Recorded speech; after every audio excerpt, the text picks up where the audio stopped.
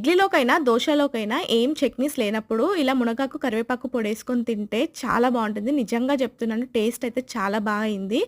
ఇది మా mummy, daddy ఇద్దరు కలిసి రెడీ చేసి, వీడియో తీసి మరి నాకు ఆ 2 పౌడర్స్‌ని పార్సెల్ చేశారు. సో, పేరెంట్స్ లవ్ అంటే ఇలా ఉంటుంది. సో, మా డ్యాడీ అయితే ఫ్రెష్ కరివేపాకు, మునగాకుని తీసుకొచ్చి అది ఇట్లా తడి లేకుండా ఇట్లా ఎండలో నీడకి ఆరబెట్టుకున్నారు. తర్వాత దాన్ని కడాయిలో ఇట్లా డ్రై రోస్ట్ చేశారు.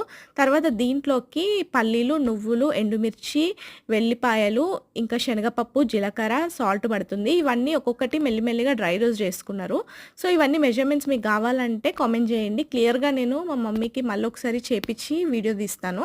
ఇవన్నీ ఇట్లా మిరపకాయలు, వెల్లిపాయలు ఇవన్నీ డ్రై రోస్ట్ చేసుకున్న తర్వాత చింతపండు, వెల్లిపాయలు, పచ్చిమిర్చి ఇవన్నీ కలిపి ఒకసారి గ్రైండ్ చేసుకొని, ఇంకా పొడులన్నీ కూడా ఒకసారి గ్రైండ్ చేసేసుకొని, ఆకులు కూడా గ్రైండ్ చేసుకొని, ఇది అలా కలిపేసుకోవడమే. చాలా బావుంటుంది. ట్రై చేయండి. వీడియో నచ్చితే లైక్ అండ్ సబ్స్క్రైబ్. బాయ్.